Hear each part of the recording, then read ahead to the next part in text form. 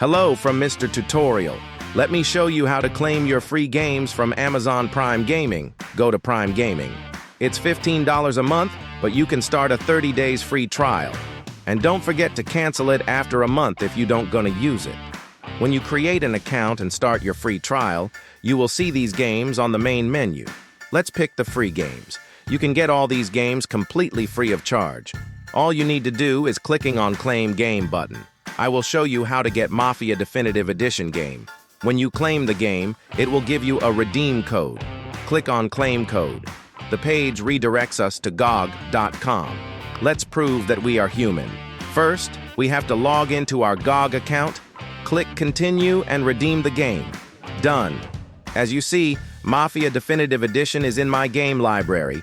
Even if I cancel my Prime Gaming subscription, I can still play my game on GOG.com.